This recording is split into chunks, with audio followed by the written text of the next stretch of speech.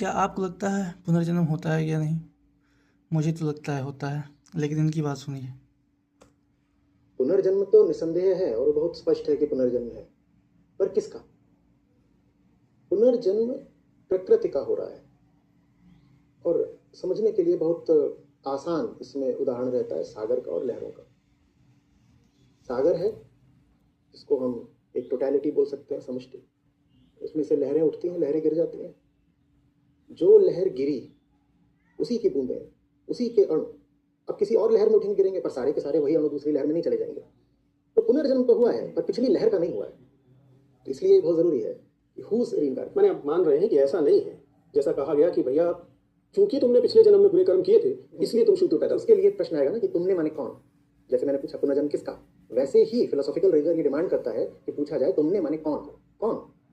मतलब जिसे हम सैद्धांतिक तौर पर कहते हैं कि एक आत्मा है जो अलग अलग शरीर धारण कर रही है, वो नहीं। किसका किसका किसकी आत्मा?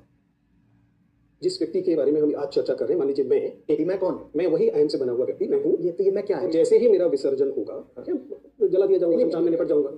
वो तो जो जला दिया जाता है वो तो देह होता है। ये जो मैं है ये नहीं है। आपने ही तो कहा कि व्यक्ति पूरी तरह प्रभावों से निर्मित है, तो मैं कहाँ है? तो हम आज मुक्त मान लें तमाम शूद्रों को कि उन्होंने अतीत में कुछ बुरा नहीं किया था कि शूद्र बने हैं, जो ब्राह्मण ने कहा। बिल्कुल ही वो कचरा बात है, उसका तो कोई इसी तरह से कोई तर्क तो है ही नहीं। पर बात यह है कि जिसको हम मैं बोलते हैं, मैं से आशय ये होता है कि कुछ तो विभिन्नता, यूनिकनेस, मौलिकता होनी चाहिए ना। आपने कहा कि हम पूरी तरीके से जैसी हमारी परिस्थितियां रहती हैं वैसे हो जाते हैं। हम सोशल डिटर्मिनेशन जो वो कहते सोशल हैं, एंड फिजिकल बोथ। ठीक है ना, फिजिकल भी चाहिए, वो 5 तत्व। हाँ वही सब है, ठीक है। तो तन मन दोनों बाहर से ही आ रहे हैं, ठीक है, तन मन दोनों बाहर से ही आ रहे हैं, तो मैं तो कुछ है नहीं। तो ये पुनर्जन्म होता है, पर मेरा नहीं होता। फिर मेरा नहीं होता, किसका होता है? प्रकृति का होता है। पेड़ से पत्ता गिरा और फिर पेड़ पर पत्ता लगा, पुनर्जन्म तो हुआ, लेकिन जो पत्ता गिर गया था वो लौट के नहीं आएगा।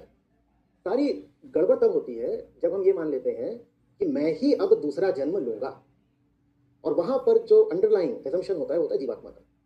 ठीक है, भीतर कोई है जो देह से भिन्न है, जो देह के न रहने के बाद भी रहेगा और जाकर के किसी दूसरी देह में गर्भ के माध्यम से प्रवेश लेगा। सारा अध्यात्म समझने के लिए कि जीवात्मा जैसा कुछ नहीं।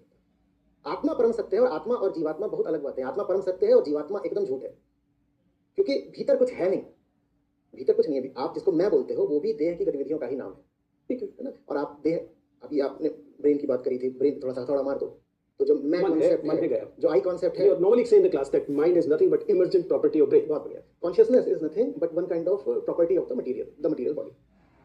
तो और ये बहुत बहुत स्पष्ट बात है, इसमें कोई दो राय, कोई तर्क वितर्क इसमें करा जा नहीं सकता। लेकिन तर्क की जरूरत शायद बहुत ज्यादा इसलिए है क्योंकि इसका जो जीवात्मा नहीं है शरीर में,